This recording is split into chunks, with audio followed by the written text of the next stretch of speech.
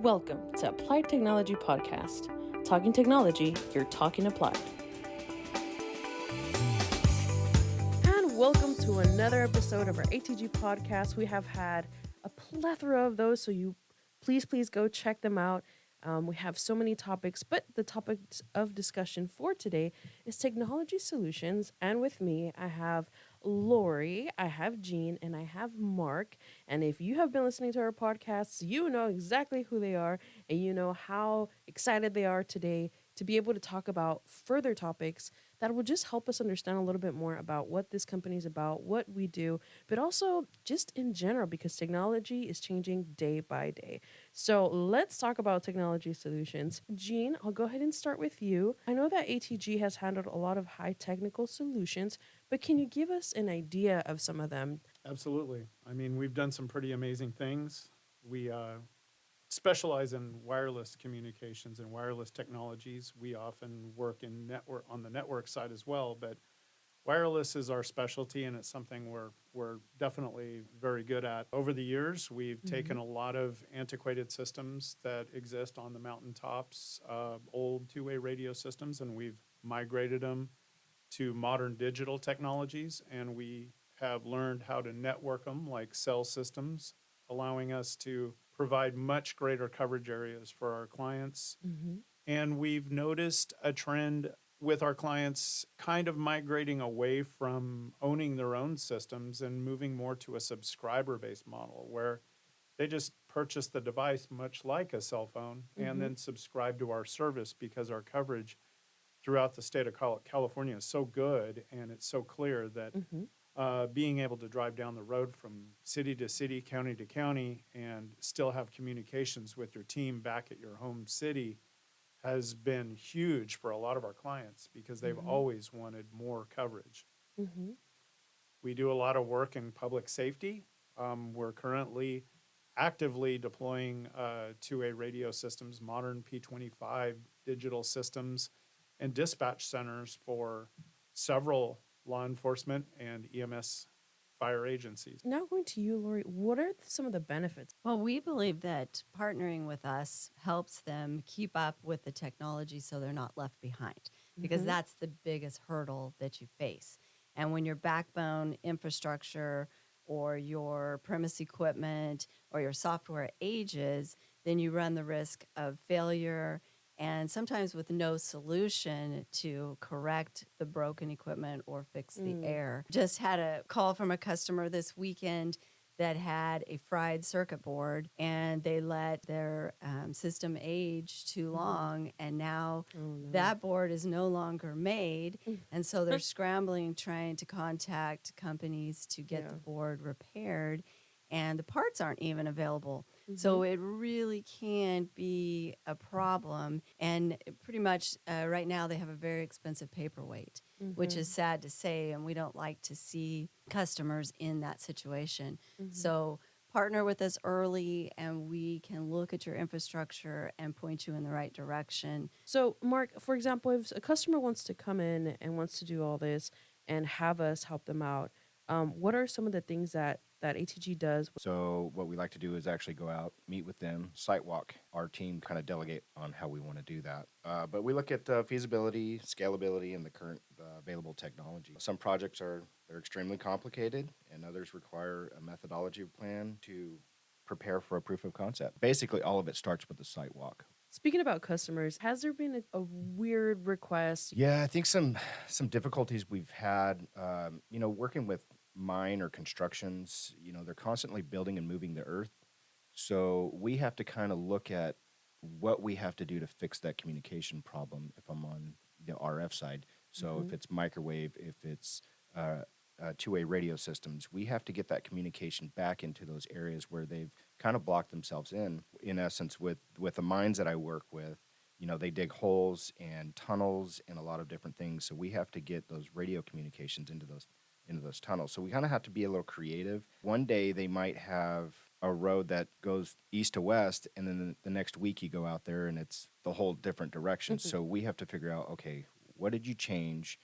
Why did you change it? And then now we have to figure out where to put the placement of the antennas, where we need to put the repeaters, where Do we need to relocate the microwave? So there's a lot of different things that kind of are fine details with those situations. The mining industry, I've learned, changes on a daily basis. So we have to really kind of pin down where they're going future-wise. Like, are they moving the mountain this way? So do we need to kind of follow them that way with our antennas and try to really look at that, what direction they're going in. Yeah, So, just be intentional with the installation, right? Just yeah, making sure that we're not just installing whatever, but actually looking into the future, making sure that the best installation possible will be done. Gene, any weird out there requests you can remember you can share?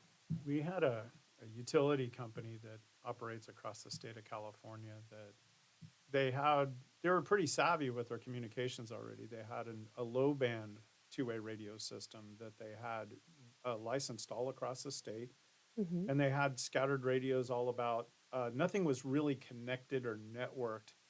And they wanted to find a way to utilize that existing system to communicate across the state. And the radios just simply didn't have the range. And then we later discovered that the technology is being sunsetted. It's an older technology, and the companies that make the equipment, the electronics and the communications equipment, no longer support it. So we looked at cellular technologies and using bridging technologies to connect that low band system over to cell phones so that they could communicate across the state that way. And so we started bridging them, and we later discovered that low band communications don't really support that kind of bridging very well. And we also, as we surveyed with the client, we learned that cell phones don't work everywhere that they operate. So we were limited yet again. What we finally concluded was that a system that we had developed ourselves, statewide digital two-way radio system, supported their communications better than anything they had built prior. So it was a matter of kind of leading them to water and helping them understand that if they just moved into a newer technology, we would be able to support them with our communication systems and allow them to communicate during emergencies across the state.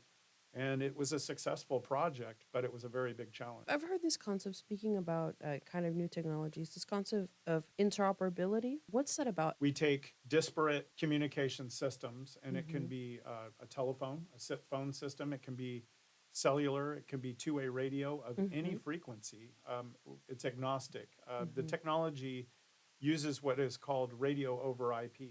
Okay. And essentially, that is the most commonly used communications protocol. And what it does is it converts those two-way audio signals into an IP format and transports it over to another device. There's generally a little magic black box in the middle of that interlaces those two communications methods. And it allows two different teams. Say fire typically operates on a VHF channel, and PD would typically operate on a UHF channel. This allows those two channels to be bridged, even though they have completely different equipment in their vehicles, which obviously it drastically reduces cost and allows them to communicate and interoperate in a way that normally would require you to install two separate devices in each vehicle. So it's a great technology. We use it a lot.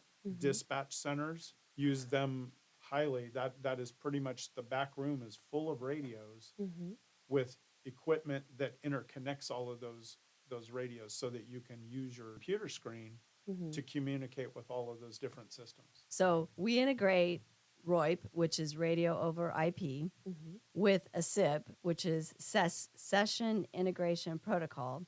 And then we use RTP, which is Real-Time Transport Protocol, along with push-to-talk over cellular, which is POC. And we do all of that in a blink of an eye. So think about that. That is blending 4 technologies so that a customer can communicate effectively and efficiently. Wow. Simple, simple, right? Simple stuff. Where does a customer start, or what would you guys tell a customer that's thinking about, jumping on board? just give us a call. We're here to help. Our door's open too.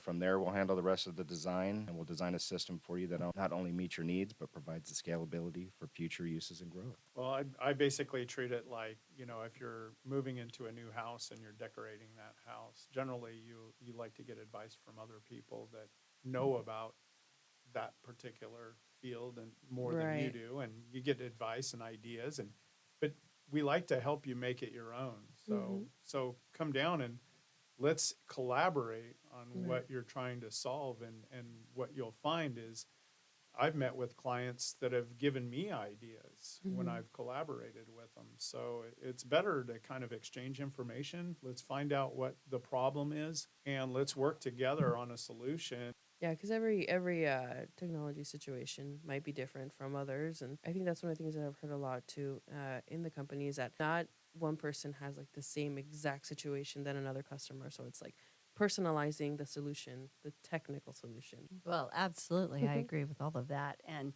partner with us early Mm-hmm. because we can help you when the walls are still bare, they're not buttoned up. That is the best time for us to get in because we can run our cabling, we can set the antennas. There's so many more options that we have rather than when your building is completely closed up. Now we have to come in and Mm-hmm. re-drill. Yeah. So it helps. And then working out your solution from the beginning of a project is much easier than after maybe something's already been put in wrong Yeah. or we have to come in and clean something up. Yeah, the company just will do anything it can to work with whatever Yeah, situation they we're get. pretty flexible. I've seen it over and over. So that's really awesome and definitely gives a sense of trust from the customer. If you are looking for any technology solution, please feel free to reach out. I want to give the number of the company 661-322-8650. And if anybody has any questions, go ahead and shoot a call. And I love the fact that we don't have to wait on press 1, press 2, press 3. Like, it's just get someone that gets to talk to you and you get to see what are the solutions available for your technology issues. Thank you so much for joining me today. Thank you for sharing your knowledge with all of us. Thank you so much for joining me today, you guys. Thank you. Thank you. Thank you.